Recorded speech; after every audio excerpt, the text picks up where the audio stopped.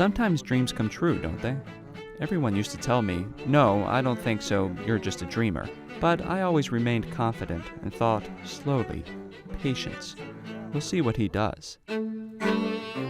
13 years after Pope Francis decided not to spend his summertime in Castel Gandolfo and transformed the Apostolic Palace into a museum, Pope Leo XIV's decision to return to the town each summer marked a revival of the centuries-old papal tradition, a choice welcomed with widespread joy and anticipation. For someone from Castel Gandolfo, the Pope means everything. There isn't a single resident of Castel Gandolfo who doesn't have a photo with a Pope. Very few have one with Pope Francis, though, because he only came a couple of times and never held those more special, informal receptions. So there's a 13-year gap to make up for. Pope Leo is making up for those 13 years, perhaps even a little too well. In fact, Pope Leo has introduced a new way of spending time here. Instead of coming only for the summer, the Holy Father has been returning to Castel Gandolfo every Monday evening and staying through Tuesday, and always taking time to greet the pilgrims who come to say hello.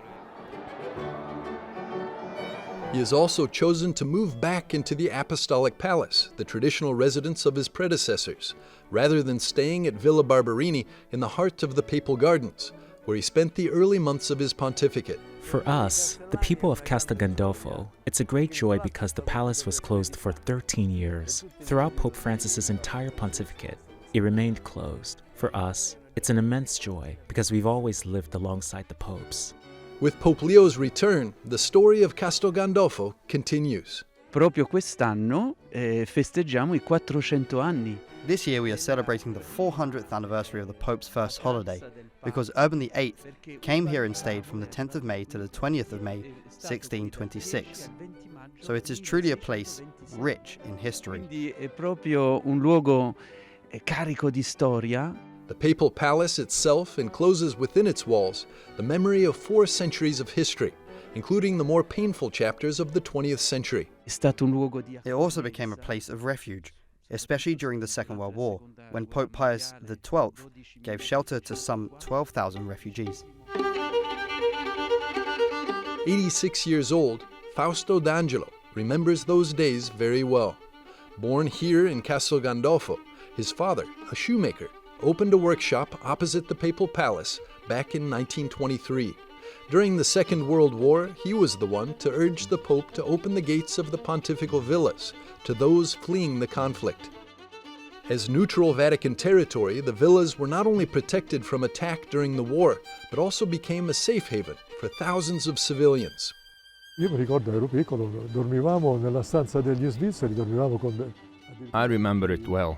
I was a small child. We slept in the Swiss Guards barracks, even on mattresses on the floor, on the simple canvas camp beds. We stayed there for a long time, until the bombing of Propaganda Fide.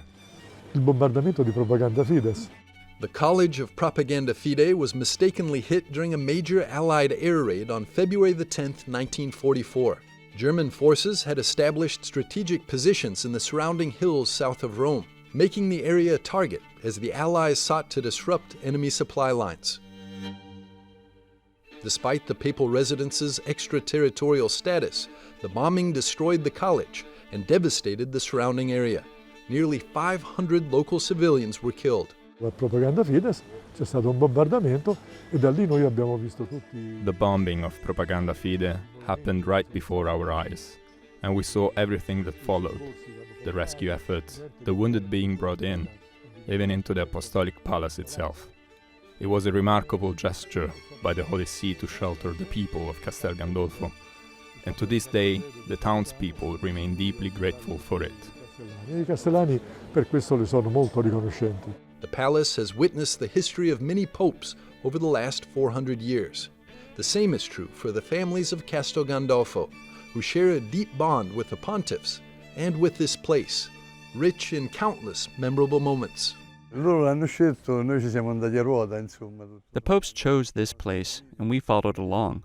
After all, many of our families are now centuries-old families who have been living here for generations. La nostra famiglia, le nostre famiglie, la mia e la mia moglie, diciamo che... And my wife's family too.